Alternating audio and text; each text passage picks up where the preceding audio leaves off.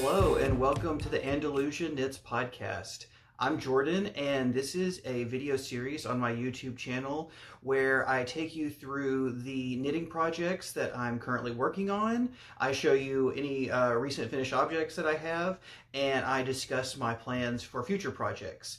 And this is a very exciting episode today because not only is this episode number 10, which is a nice round number, I love those. This is also the first episode of 2026 of the new year, so it's a nice round date as well. So everything has lined up and I've got a great show for you today. Got several finished objects and quite a few works in progress as well. And then maybe one little sweater I started on and that ended up kind of a fail. But there's a lot to talk about today, so I'm going to go ahead and get started. And actually, I am going to start with a little bit of a blast from the past. I'm going to show you a segment that I filmed a few weeks ago before Christmas because those finished objects that I'm going to show you there I gave away as gifts, so I don't have them anymore. So we'll start with a little word from past Jordan, and then we'll pop back into the present and talk about some more finished objects and works in progress I've got going on. So thanks for watching, and let's get started. Oh, and one more thing before we get started, because I'm trying to be a more responsible, conscientious YouTuber this year, I would just like to say, if these sorts of crafting, knitting, fiber videos are your thing, then I would really appreciate it if you would go ahead and give this video a thumbs up and subscribe. I try to post videos at least every other week. Sometimes I get one a week as well, but I do these sorts of podcast style videos where I talk about what I'm currently knitting, and then I also release videos that are more topical or more tutorial based as well. So if that sounds like something you like, then please go ahead and give me a subscribe, and let's get started. Okay, so for these next finished objects, I am just going to go ahead and assume that there has been a magical wardrobe and lighting change from what you've seen earlier in the video, and that is because I am having to record this earlier than the rest of the video because I'm going to be giving away these next two finished objects at a Christmas party. And so the first one I have, you've already seen variations of a couple times, including this pillow back here. And this is just another one of these throw pillows, these garter stitch throw pillows that I've been knitting. And I'm going to give this to my mother-in-law. And I think I mentioned that before on the video. And her birthday was at the beginning of December. And I completely was not able to get it finished by then, but I knew I was going to be seeing her today, which is just about a week or so afterwards. So everything's fine. It'll be fine. She's excited to get it. She really loves like hand knit, like family heirloom sort of stuff. And I've double checked, and I really think that this thing will go great in her living room because these shades of blue really match what she's already got going on in there. And so there's really not too much different from the pillows that I've shown you in the past. The one major difference I did on this one is on the button flap, I extended just some plain rows of garter stitch after the last set of buttonholes. And that was because let me show you on the green pillow. On the green pillow, I get a lot of this like annoying like curling up of the edges on the button flap, which is not a big deal, but it would be nice if it wasn't there. And so I thought that it might have something to do with the fact that I take the decreases along the edges of these button flaps. On the original one, I did them all the way to the bottom, and here I stopped and did some plain rows. And that did help a little bit, but then in sewing on the buttons, I noticed that the edges kind of want to curl too if you don't like perfectly place these buttons where they need to go. And I've never actually like done any sort of like research about like the best practices for attaching buttons. I just sort of like threaded up a needle and went for it. And so I think that maybe if I get a little bit better at placing the buttons on these things as well, that will also help with some of this like flipping and puckering on the edges. But I definitely have noticed like extending these plain rows down at the bottom has definitely helped a little bit, but I think that with some better button placement in the future, I could do a little bit better in terms of getting this to lie flat. So anyways, that's the first one that I've got to give away today. And then the other one, this one is barely worth like showing on camera. So we're going to a Christmas party at my boyfriend's aunt's, and she is a really lovely lady. She is a great hostess. She loves to throw parties and stuff. And every time she introduces me to somebody, like the first thing out of her mouth, sometimes even before my name, before, hey, this is Jordan, like she will like brag about me being able to knit my own sweaters. And so it's not much. I just sort of thought of this last minute yesterday as I was preparing like food and stuff for the party. But I got her a little bottle of wine and knit a little sweater, Christmas sweater, for her bottle. It's nothing particularly groundbreaking. I actually could have done a little bit better. Those pearl blips in the green really got me there. But yeah, I just wanted a little something festive for her, and it was nice. It's always nice to have like a little quick little like, this took me about 2 hours to do from start to finish, and so it's nice to have just a little project, a little cutesy thing. It's not the greatest thing that I've ever knit, but I guarantee you she is going to love it because she's a very nice lady, and because she's really into cutesy crap like that. So I think I have hit it out of the park with that one. Hopefully, fingers crossed. But anyways, those are the two finished objects that I had to talk about before I recorded the rest of the episode, because they will not be in my possession when I film the rest of these segments. So let's get back to it. And next up in the finished objects, I have a couple that are basically the same finished object. And they are not the most exciting thing, but they have been immediately useful to me. I love these things, and I'm probably going to make more of them in short order. And that is a couple just like little tiny knit baskets I create. So I made this blue one, and I keep my hats and my scarves in it. And then I also have this little one, multicolor one for my socks as well. And if you've watched the podcast before, then you've seen a similar project to these, like a giant version of these baskets that I had knit to keep my sweaters in during the winter months, like when I have them out and I'm wearing them a lot. I didn't want to have to like keep going back and forth to like the giant plastic storage tub that I keep them in, that I store them in during the warm months when I'm not wearing them. And so I knit a big version of this to keep those sweaters in, and that was so nice and has worked out so well that I wanted a couple smaller versions for my accessories and stuff.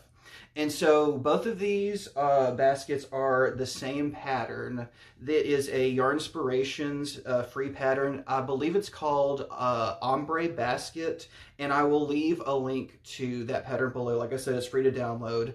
And basically what you're doing is just like you're knitting in garter stitch, but then every once in a while you'll do like a second row of knits, because this is knit in the round. So for garter stitch, you're doing a knit round and then a purl round. But every once in a while, you'll do like 2 knit rounds in a row, so it kind of creates these distinct ridges along the basket.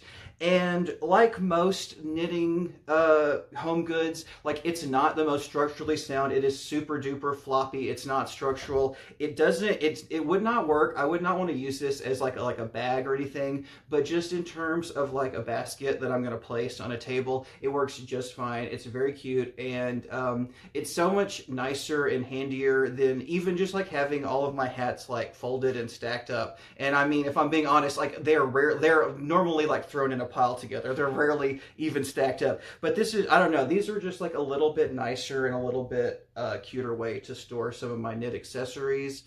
And so this first basket, I believe this is some sort of loops and thread acrylic, I think. I'm pretty sure I bought this at Michael's. And it's got kind of this like blue-purple gradient. You can see it didn't work out quite as well. It looked a little bit cooler in the skein than the finished result ended up being, but I mean, it's fine. It's a basket. It'll do. And then this I made with the scraps from the baby blanket, the log cabin baby blanket that I knit, and I have talked about a few episodes back. I used the leftover scraps from that. And so technically this was a bulky weight yarn, whereas the pattern calls for a worsted weight yarn to be held in 3 strands. But I held 3 strands of bulky, but this one in particular, it was Yarn Bees chunky low pill acrylic, so it was particularly like soft and slick, and it really wanted to like condense and compress a lot more than just like the plain regular worsted acrylic did. So it ended up being, honestly, it's a little more floppier and a little less structurally sound than even the worsted weight version, and I was kind of hoping it would be a bit more stiff and structural. But like I said, for the purpose of like, yeah, like just a little basket that I'm gonna keep on the table, like these are super cute, love them, and I am probably going to make more of these in the future. Okay, and while I've got these baskets out, I'm going to go ahead and pull a pair of socks out of here because this is my next finished object. And I don't believe this is one that you've ever seen in progress. I did show the yarn as an acquisition, I think, but I don't think this ever got any screen time before I finished them. And this is just a pair of self-striping socks that I made. This was my first experience with self-striping yarn. This was just Patons Croy stripes yarn that I bought at Michael's. And I really have enjoyed the results. I was kind of worried at first that I tend to have a few like neurotic perfectionist tendencies about things like being identical and lining up perfectly.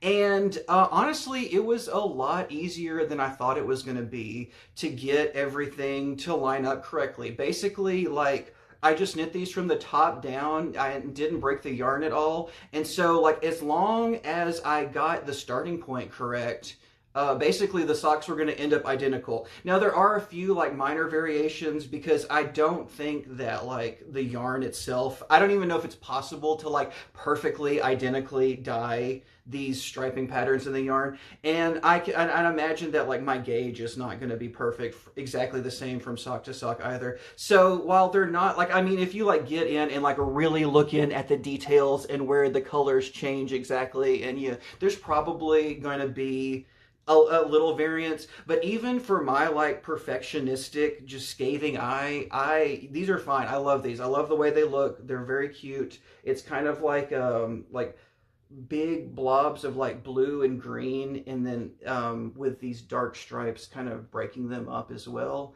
And I knit these like I said, top down. I did a heel flap and gusset, and everything turned out great. If you've watched any of my videos in the past, then you may have heard me talk about the socks I knit and how normally I avoid fingering weight, sock weight yarn because I really want a super duper dense gauge, and so I normally will end up knitting like fingering weight stitch counts and stuff, but on sport weight yarn.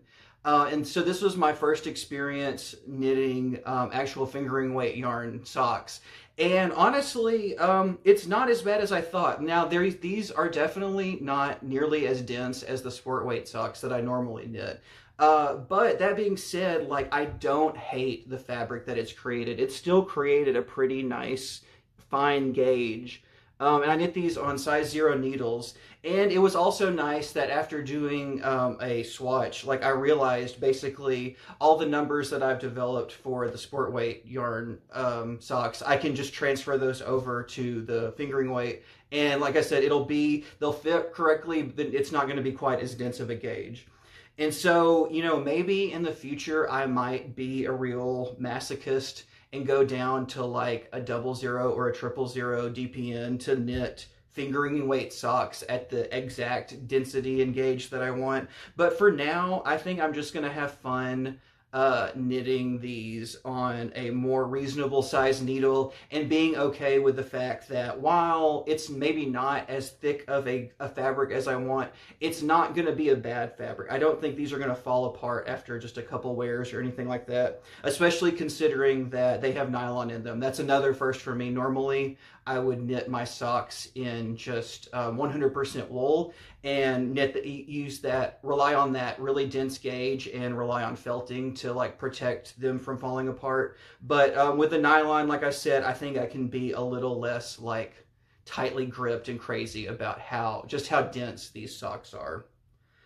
So that was the first pair of self-striping socks I made. And actually, I have begun a second pair that I'm going to show you now, and they have not gone quite as well as this first pair. Oh yeah, I almost forgot. I wanted to mention this at the top and it slipped my mind. I want to talk about what I'm wearing currently because sometimes I can forget to do that. And this is a sweater I knit in probably 2022 or 2023. This was my second sweater and the first one that like looked good enough that I would like wear it in public in front of other people.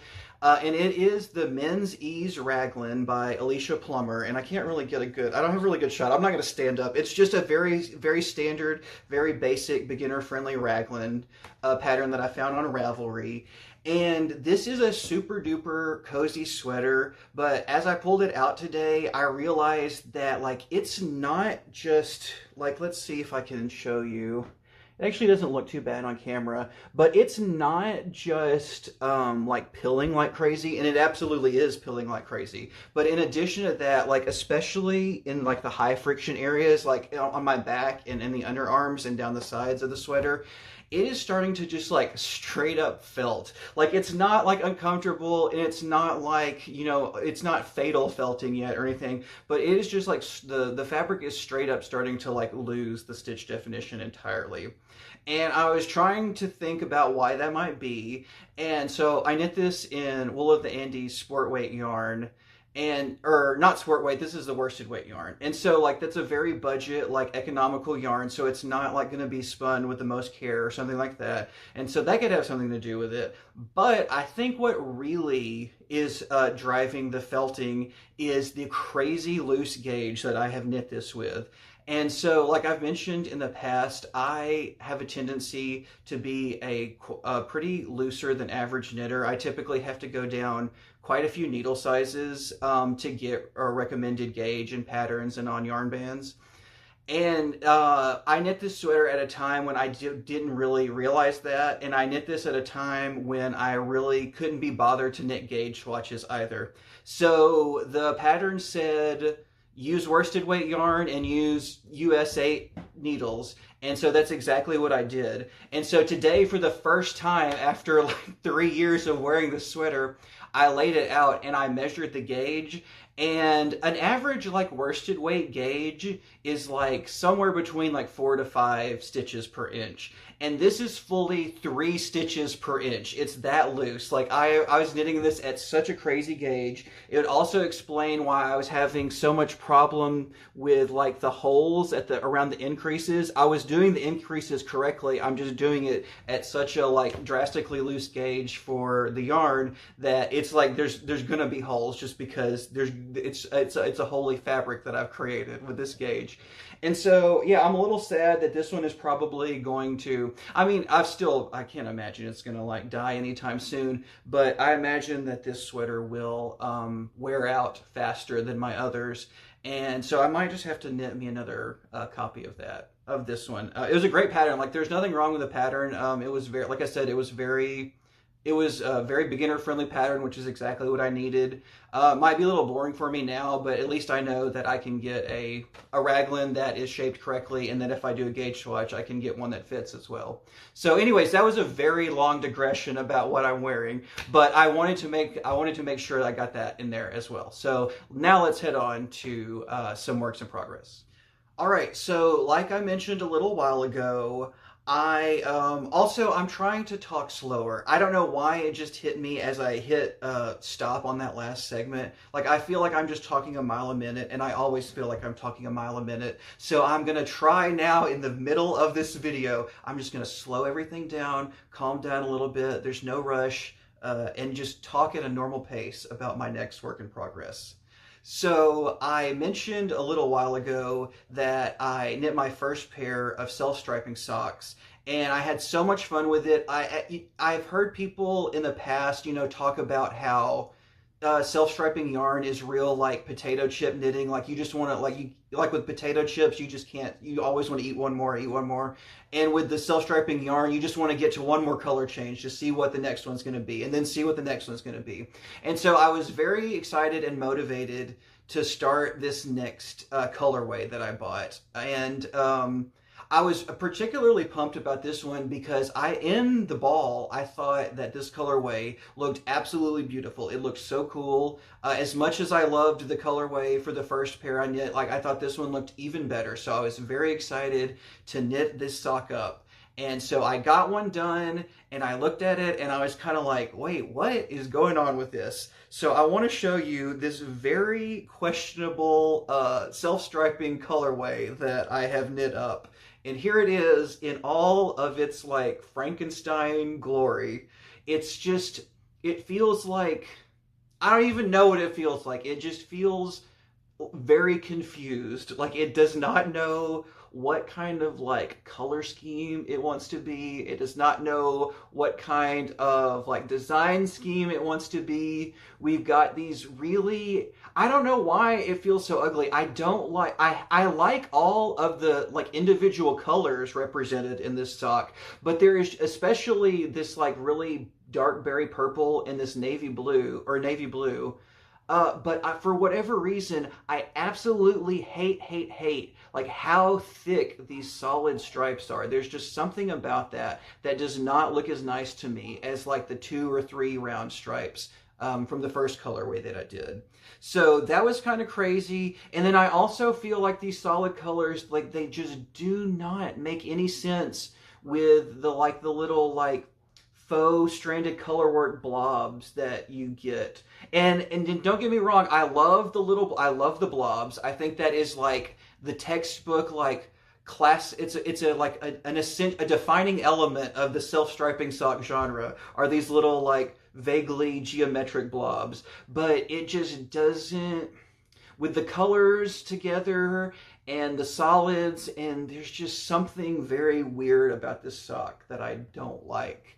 But that being said, like I am not a sunk cost fallacy kind of person. I don't care about that. I have already put the time into knitting this one. I don't care if I'm pissed off the entire time that I'm knitting the second sock. I'm gonna finish this pair simply because like I bought the yarn, I've already got it halfway done, and that's just how it's gonna be. And honestly, it hasn't been that bad. I'm actually pretty far into the process already for knitting this one. I just finished up the gusset decreases, and I'm starting the long slog through the foot now.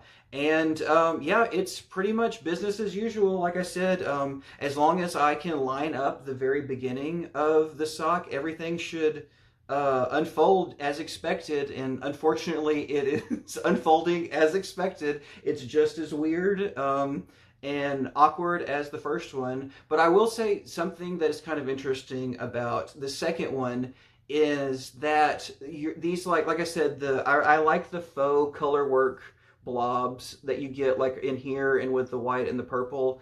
But it's interesting that while they show up in the same place, they're not the same as the first sock. The first sock is almost kind of doing like this like distorted, stretched out checkerboard pattern, whereas this is giving me more like just straight diagonal lines or something. So like I said, I imagine like considering the price point for this yarn and the difficulty with like doing these like really small segments of dye, I imagine like no one's really trying to get this like exactly mirror image perfect every time they're dyeing this colorway at the Patons factory or whatever.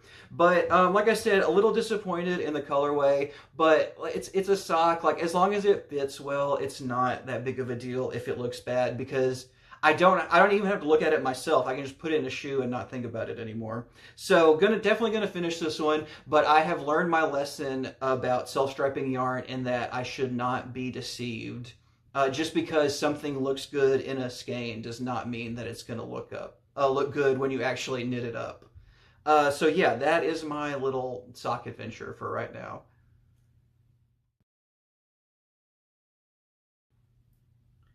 Now I'm going to discuss a couple sweater whips that I have started. And these are both, I started both of these as a way to help fulfill one of my goals for 2026, which I talked about in my 2026 goals video. Who would have thought? And I'll link that below if you want to watch that. But one of my goals for this year was that I wanted to knit more designs by other designers. And that was for a couple reasons. For one, I think it's just like important, like, because I want to like be designing myself, and I think it is important and beneficial to like see what is on other designers' minds at the time, or like what other people are doing.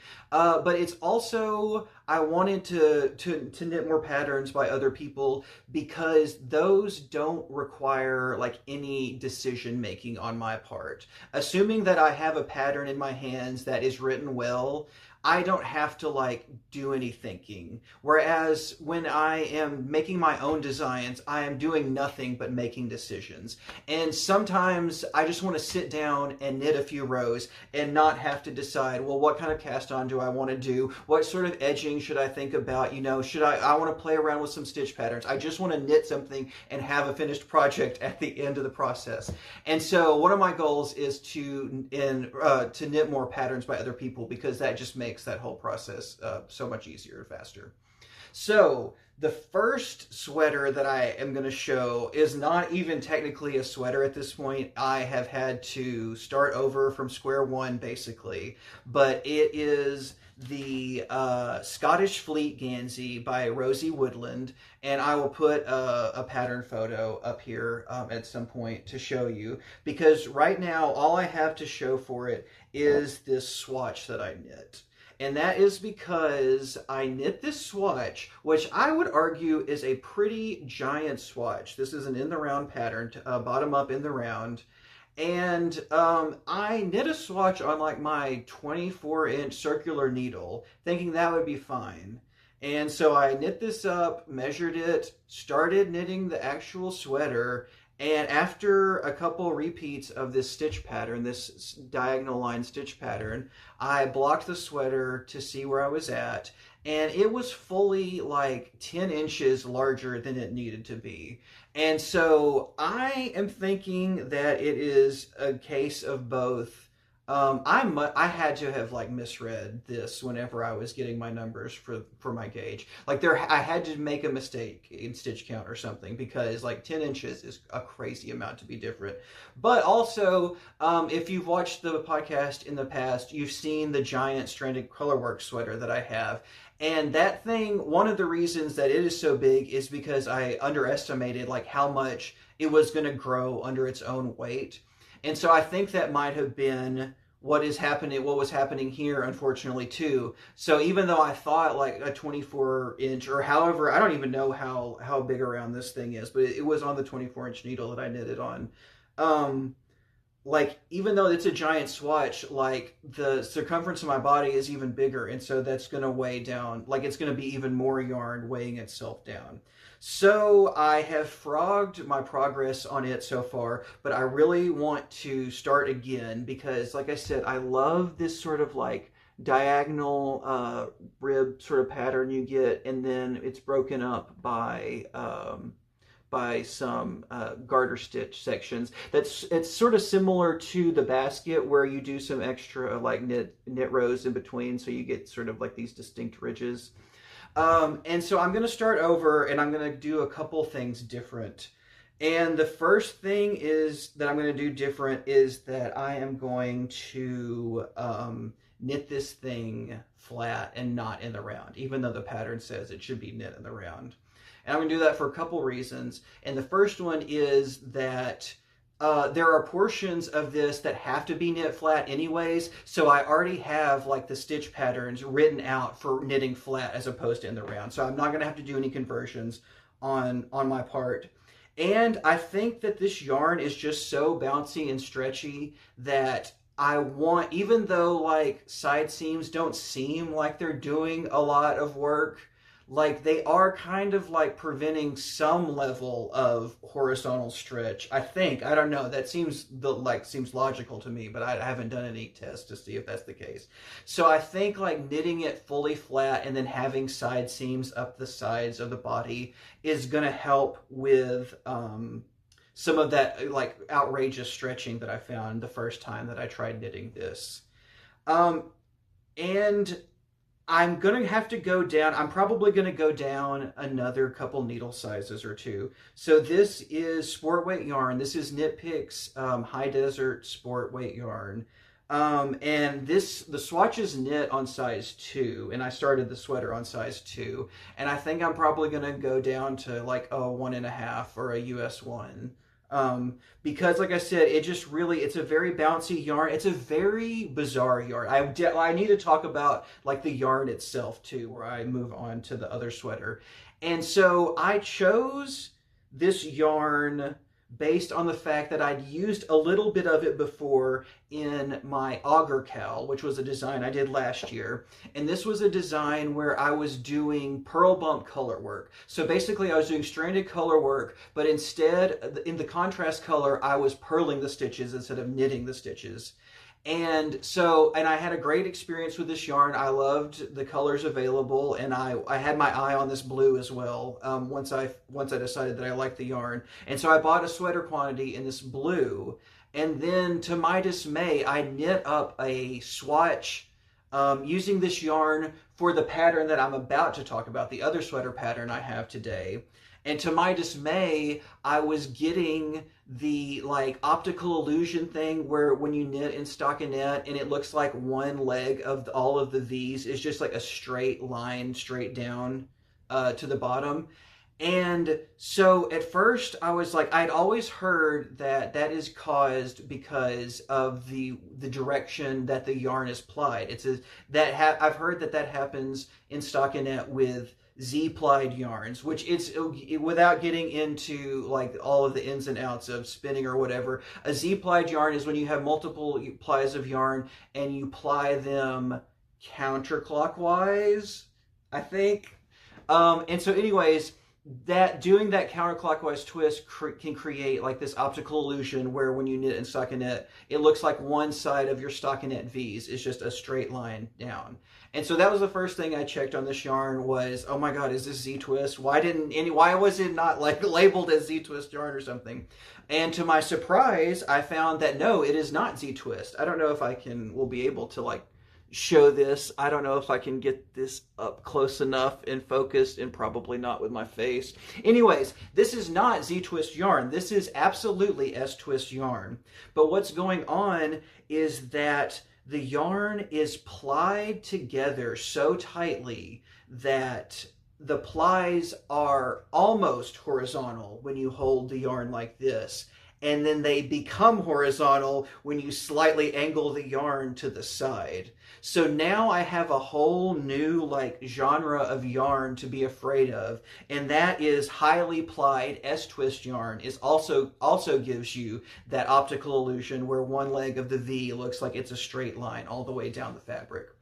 And so, anyways, I say all that to say I picked this yarn, or I picked this pattern. I found another pattern that I want, this pattern, specifically because it has a lot of this like texture stitch going on, and there's still some like stockinette V's you can see in between the diagonal lines or whatever, but like it's enough that it doesn't bother. Like you can absolutely see the effect happening though, but it's small enough and broken up by those diagonal lines that it doesn't bother me too much. And so yeah, I picked this pattern because I could just do like, it's not intended to have all over texture, but it's easily modified to have all over texture.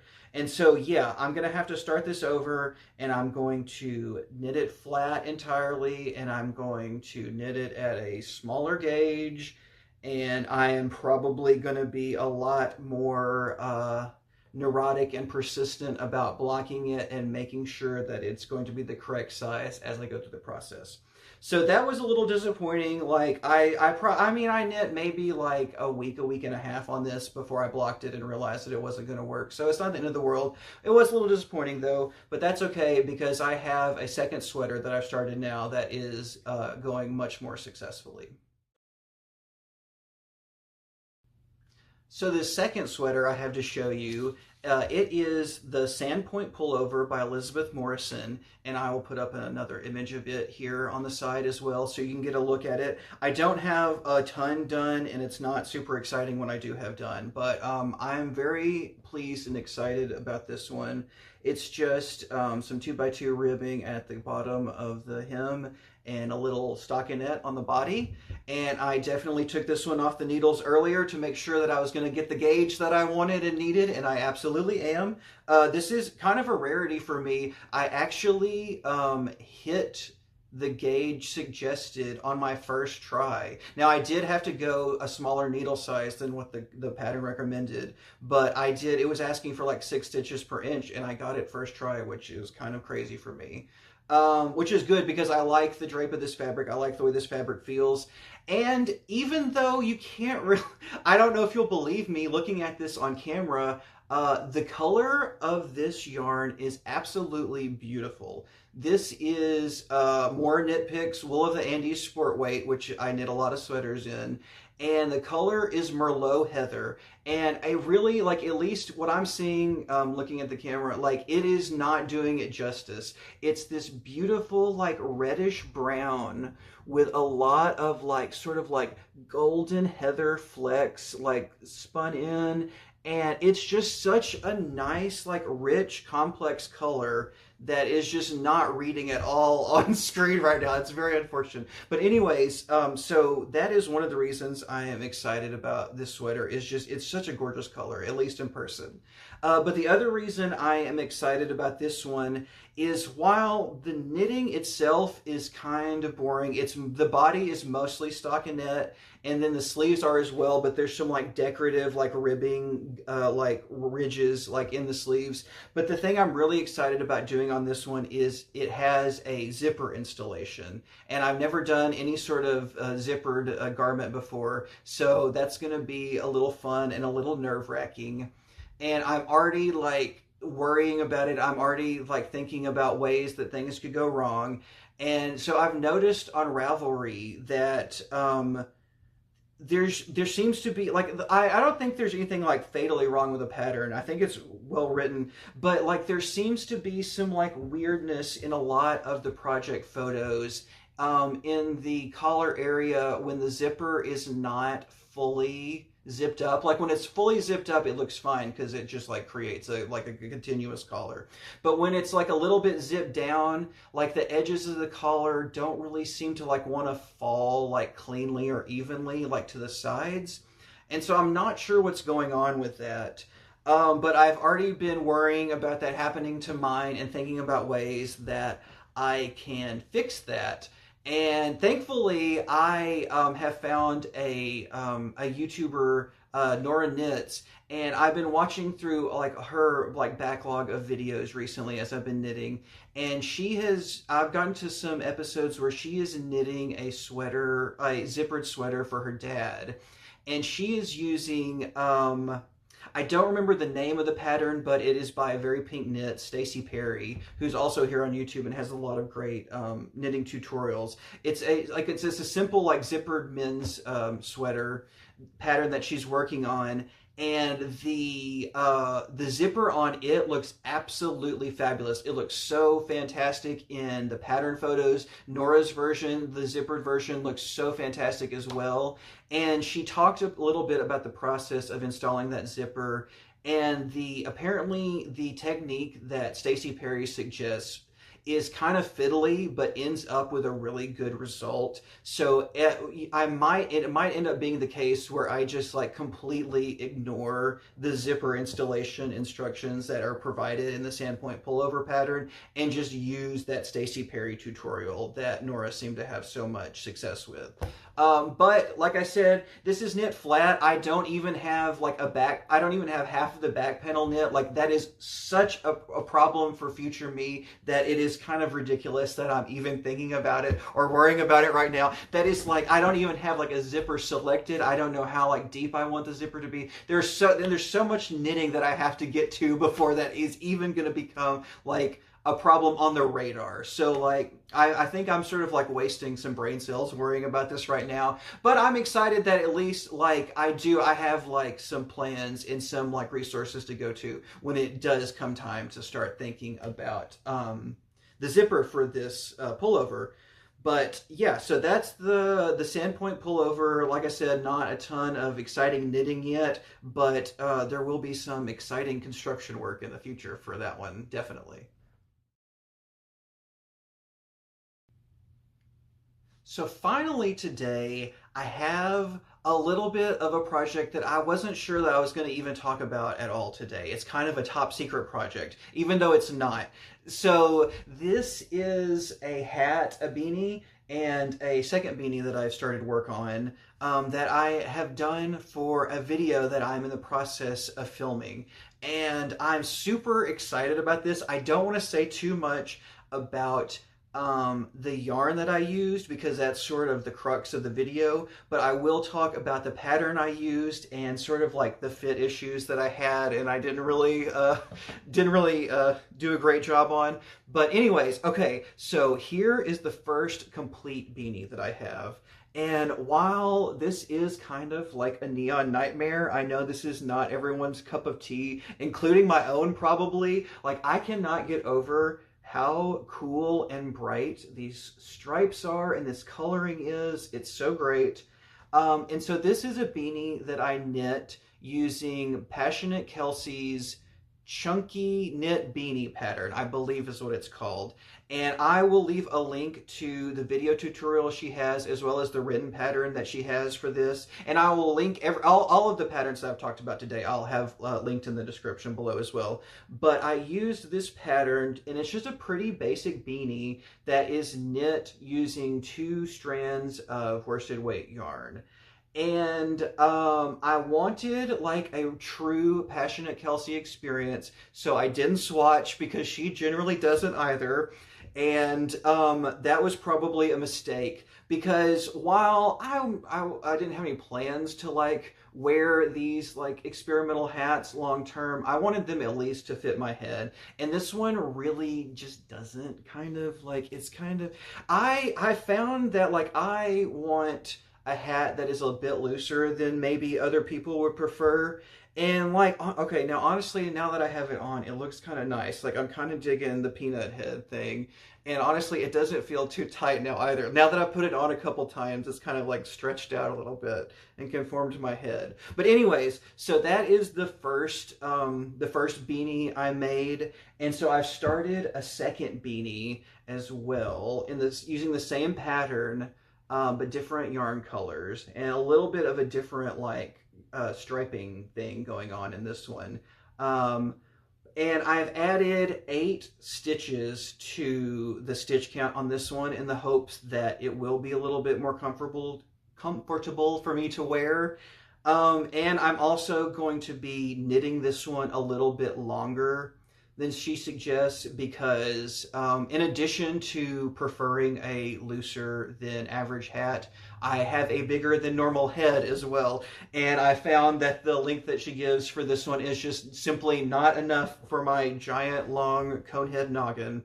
And I want this one to be able to like flip it, like have a flipped brim, you know, down at the bottom too as well. So I'm gonna have to add probably like another 1.5 inches, 2 inches to that. And oh, and also I'm going to be doing an additional decrease round than what she suggests because I find that even when I just like pull as tightly as I can and as violently as I can, I just cannot get that little drawstring closure to close up all the way. And that drives me crazy. I don't know why I hate that, but that is not gonna fly. And I think for this one I can at least make it work by sort of like strategically like weaving the tail end like across and around the hole so that it's covered up. But this one I want to be able to just drawstring it up. So I'm hoping I'm going to be able to add a second an additional decrease round, but I'm not sure about that either because this is 2 strands of worsted weight yarn, so it is a very dense chunky gauge and I don't know if the gauge will even allow for an additional decrease round, but we'll cross that bridge when we get to it. But very excited about the color schemes on these and very excited about the video that I'm currently making about this particular yarn. And so if this looks cool to you, if this looks like something that you would like, then I would definitely go ahead and suggest hitting the subscribe button because that video will be coming out soon.